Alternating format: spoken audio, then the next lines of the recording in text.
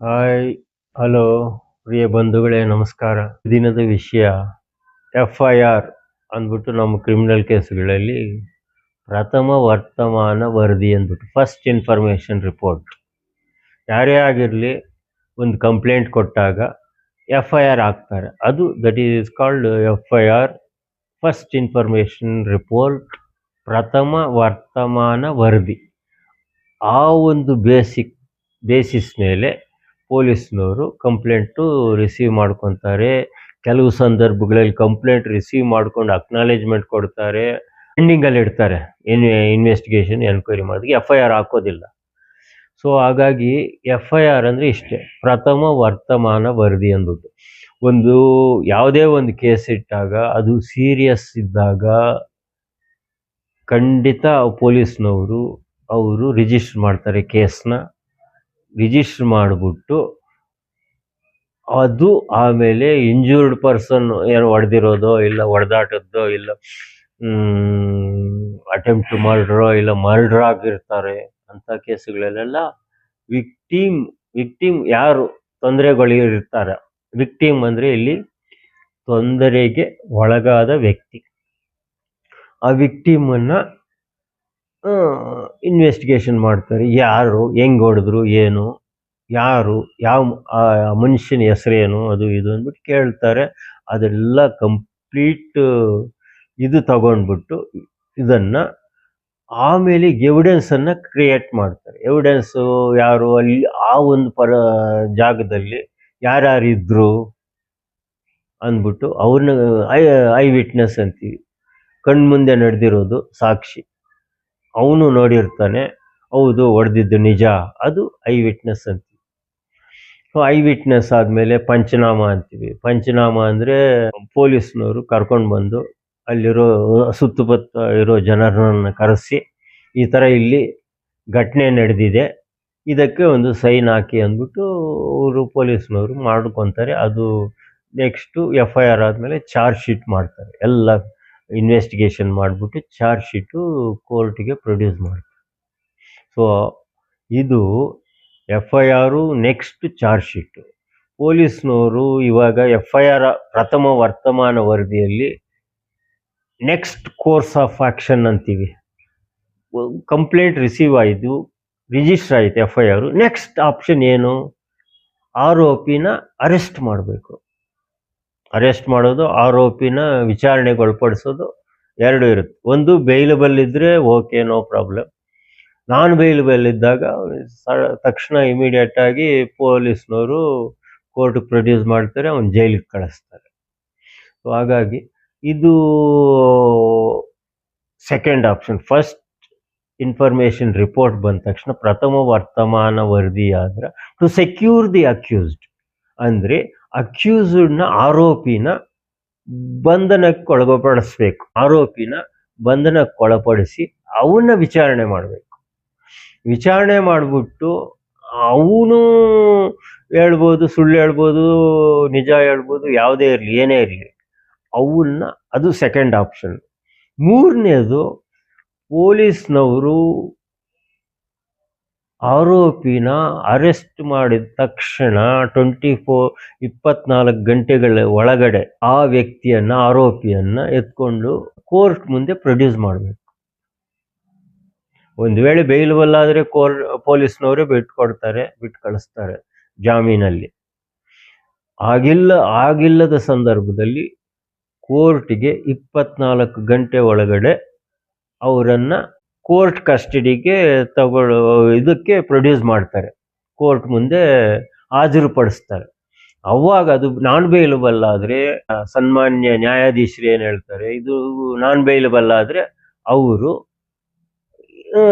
ಇದು judicial custody ಅಂತ ನ್ಯಾಯಾಂಗದ ಕಸ್ಟಡಿಗೆ ತಗೊಳ್ತಾರೆ. ಅದು ಫಾರ್ಮ್ಯಾಲಿಟೀಸ್ ಇದೆ. ಅದಕ್ಕೆ ಲಾಯರು ಬೈಲ್ಗೆ ಹಾಕೋದು, ಅಬ್ಜೆಕ್ಷನ್ನು, ಆರ್ಗ್ಯುಮೆಂಟ್ಸು, ಅದು ಇದು ಇದೆ. ಅದು ನಾನ್ ಬೈಲಬಲ್ ಅಫೆನ್ಸ್. ಬೈಲಬಲ್ ಅಫೆನ್ಸ್ ಆಗಿದ್ದರೆ ಜಾಮೀನ್ ಮೇಲೆ ಅವನ್ನ ಅಲ್ಲೇ ಬಿಟ್ಟು ಕಳಿಸ್ತಾರೆ ನ್ಯಾಯಾಲಯದಲ್ಲಿ. ಸೊ ಹಾಗಾಗಿ ಇದು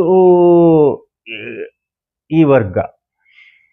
ಮತ್ತೆ ಕೆಲವೊಂದು ಸಂದರ್ಭದಲ್ಲಿ ಪೊಲೀಸ್ನವರು ಈ ಥೆಫ್ಟ್ ಕೇಸು, ರಾಬರಿ ಕೇಸು ಇಂಥ ಸಂದರ್ಭದಲ್ಲಿ ಕೂಡ ಅವರು ರಿಕವರಿ ಮಾಡಬೇಕಲ್ವಾ, ಆರ್ಟಿಕಲ್ಸ್ ಆಗಲಿ ಏನೇ ಆಗಿರಲಿ, ಅವರು ದೋಚಿರೋ ಆರ್ಟಿಕಲ್ಸು, ಬಂಗಾರದ ಒಡವೆ, ದುಡ್ಡು, ಮೊಬೈಲ್ಗಳು, ವಾಚುಗಳು ಏನೇ ಇರಲಿ, ಅದನ್ನೆಲ್ಲ ಸಂಗ್ರಹಿಸಬೇಕಂದ್ರೆ ಇವ್ರಿಗೆ ಸಾಕಷ್ಟು ಟೈಮ್ ಬೇಕು. ಯಾರಿಗೆ? ಪೊಲೀಸ್ನವ್ರಿಗೆ, ಇನ್ವೆಸ್ಟಿಗೇಷನ್ ಆಫೀಸರ್. ಹಾಗಾಗಿ ಅವರು 24 ಗಂಟೆ ಒಳಗಡೆ ಅವ್ರಿಗೂ ಅಷ್ಟೇ, ಎಲ್ರಿಗೂ ಅಷ್ಟೇ, 24 ಗಂಟೆ ಒಳಗಡೆ ಕೋರ್ಟ್ ಮುಂದೆ ಹಾಜರುಪಡಿಸಿ ಅವರನ್ನು ಮತ್ತೆ ಇವರು ಪೊಲೀಸವರು ಪೊಲೀಸ್ ಕಸ್ಟಡಿಗೆ ಪಡಿಬೋದು. ಯಾಕೆಂದರೆ ಇನ್ನೂ ರಿಕವರಿ ಮಾಡೋ ಪರಿಸ್ಥಿತಿ ಇದೆ, ಇನ್ನೂ ರಿಕವರಿ ಆಗಿಲ್ಲ. ಸೊ ನಾವು ಆಗ ಅರೆಸ್ಟ್ ಮಾಡಿದ್ವಿ, ತಂದು ಕೋರ್ಟ್ ಮುಂದೆ ನಿಲ್ಲಿಸಿದ್ದೀವಿ. ಹಾಗಾಗಿ ನಮಗೆ ರಿಕ್ವೆಸಿಷನ್, ಕೋರ್ಟಿಗೆ ರಿಕ್ವೆಸ್ಟ್ ಮಾಡ್ತಾರೆ. ಕೋರ್ಟು ಕೂಡ ಒಂದು 2-3 ದಿವಸ ಟೈಮ್ ಕೊಡುತ್ತೆ. ಆಯಿತು, ಪೊಲೀಸ್ ಕಸ್ಟಡಿಗೆ ಕೊಡ್ತಾರೆ. ಈ ಥರ ಒಂದು ಸಂದರ್ಭದಲ್ಲಿ ಈ ರಾಬರಿ, ಥೆಫ್ಟ್ ಕೇಸ್ಗಳಲ್ಲಿ ಇದು ಸರ್ವೇ ಸಾಮಾನ್ಯ, ಪೊಲೀಸ್ನವರು ಕೇಳೋದು. ಆಮೇಲೆ ಕೆಲವೊಂದು ಸಂದರ್ಭಗಳಲ್ಲಿ ಮರ್ಡರ್ ಕೇಸುಗಳಲ್ಲಿ ಕೂಡ ಕೆಲವೊಂದು ರಿಕವರಿ ಆಗಿರೋಲ್ಲ. ಏನು, ಅವನು ಸರಿಯಾಗಿ ಹೇಳಲ್ಲ, ಅವನು ಬಾಯಿ ಬಿಡಲ್ಲ, ನಾನಿಲ್ಲ, ನಾನಲ್ಲ, ನಾನವನಲ್ಲ ಅಂದ್ಬಿಟ್ಟು ಹೇಳ್ತಾ ಇರ್ತಾರೆ. ಹಾಗಾಗಿ ಕೆಲವು ಸಂದರ್ಭಗಳಲ್ಲಿ ಅದು ಕೂಡ ಕ್ರಿಟಿಕಲ್ ಆಗುತ್ತೆ. ಸೊ ಹಾಗಾಗಿ ಆವಾಗಲೂ ಆ ಸಂದರ್ಭದಲ್ಲೂ ಕೂಡ ಪೊಲೀಸ್ನವರು ಪೊಲೀಸ್ ಕಸ್ಟಡಿಗೆ ಕೇಳ್ಬೋದು ಘನ ನ್ಯಾಯಾಲಯದ ಮುಂದೆ. ಹಾಗಾಗಿ ಇದೆಲ್ಲ ಇದು FIR stage, charge sheet. Next evidence ಆಗುತ್ತೆ. ಚಾರ್ಜ್ ಶೀಟ್ ಹಾಕಿದ ಮೇಲೆ ಕೋರ್ಟ್ ಮುಂದೆ ಮಾನ್ಯ ನ್ಯಾಯಾಲಯದಲ್ಲಿ ಏನಾಗುತ್ತೆ ಅಂದರೆ, ನ್ಯಾಯಾಧೀಶರು ಪ್ಲೀ ಅಂತ ಮಾಡ್ತಾರೆ. ಪ್ಲೀ ಅಂದರೆ ಏನಪ್ಪ ಅಂತಂದರೆ, ಪೊಲೀಸ್ನವ್ರು ಏನು ನಿಮ್ಮ ಮೇಲೆ ಆರೋಪ ಹೊರಿಸಿರ್ತಾರೋ ಅದನ್ನು ಓದಿಸಿ ಅವ್ರಿಗೆ ಭಾಷೆಯಲ್ಲಿ, ಅವ್ರಿಗೆ ಬಂದಂಥ ಭಾಷೆಯಲ್ಲಿ ತಿಳಿಪಡಿಸಿ ಇದು ನಿಜಾನ ಸುಳ್ಳ ಅಂತ ಕೇಳ್ತಾರೆ. ಆ ಒಂದು ಸಂದರ್ಭದಲ್ಲಿ ಹೌದು ಸ್ವಾಮಿ ನಿಜ ಅಂದ್ಬಿಟ್ರೆ ಅದು ಪ್ಲೀ ಆಫ್ ಗಿಲ್ಟಿ ಆಗ್ಬಿಡುತ್ತೆ. ಅಲ್ಲೇ ನ್ಯಾಯಾಧೀಶರು, ಮಾನ್ಯ ನ್ಯಾಯಾಧೀಶರು ನಿಮಗೆ ಶಿಕ್ಷೆನೂ ಕೊಡ್ಬೋದು, ಇಲ್ಲ ಒಂದು ಇದರಲ್ಲಿ ಏನು ಅಮಾಯಕತೆ ಅಂದ್ಬಿಟ್ಟು ಅವರು ತಿಳ್ಕೊಂಡು ಮನ್ನಿಸ್ಬೋದು. ಹಾಗಾಗಿ ಯಾವುದೇ ಕಾರಣಕ್ಕೂ ಪ್ಲೀ ಆಫ್ ಗಿಲ್ಟಿ ಮಾಡಬೇಡಿ. ಕೆಲವೊಂದು ಸಂದರ್ಭಗಳಲ್ಲಿ 7 ವರ್ಷ 8 ವರ್ಷ ಇರುತ್ತೆ ಪನಿಷ್ಮೆಂಟ್. ಅಂಥದ್ರಲ್ಲಿ ನೀನು ಪ್ಲೀ ಆಫ್ ಗಿಲ್ಟಿ ಮಾಡ್ಕೊಂಡ್ಬಿಟ್ರೆ ಸೀದಾ ಜೈಲಲ್ಲಿ ಹೋಗಿ ಕೂತ್ಕೋಬೇಕಾಗುತ್ತೆ. ಸೊ ಹಾಗಾಗಿ ಇದೆಲ್ಲ ಕಾನೂನಿನ ಒಳಗಡೆ ಚೌಕಟ್ಟಿನಲ್ಲಿ ಬರುವಂಥ ವಿಷಯಗಳು. ಈ ಪ್ಲೀ ಆದಮೇಲೆ ಎವಿಡೆನ್ಸ್ ಸ್ಟಾರ್ಟ್ ಆಗುತ್ತೆ. ಟ್ರಯಲ್ ಅಂತೀವಿ, ಎವಿಡೆನ್ಸ್ ಅಂತೀವಿ. ಎವಿಡೆನ್ಸ್ ಅಂದರೆ ಏನಪ್ಪ ಅಂತಂದರೆ, ಸಾಕ್ಷ್ಯಾಧಾರಗಳು ಈ ಕ್ರೋಢೀಕರಿಸಿರ್ತಾರಲ್ಲ ಚಾರ್ಜ್ ಶೀಟಲ್ಲಿ, ಪೊಲೀಸ್ನವರು ಎಲ್ಲ ಕ್ರೋಢೀಕರಿಸಿ ಚಾರ್ಜ್ ಶೀಟಲ್ಲಿ ಒಂದು CW1 ಅಂದರೆ ವಿಟ್ನೆಸ್ ಅಂದ್ಬಿಟ್ಟು, ವಿಟ್ನೆಸ್ ನಂಬರ್ 1 2 3 4 ಅಂದ್ಬಿಟ್ಟು ಬರುತ್ತೆ, 1 2 3 ಅಂದ್ಬಿಟ್ಟು. ಹಾಗಾಗಿ ಅವರು ಒಬ್ಬೊಬ್ಬರನ್ನೇ ಕರೆಸಿ ಅವ್ರನ್ನ ವಿಚಾರಣೆ ಮಾಡಿಸಿ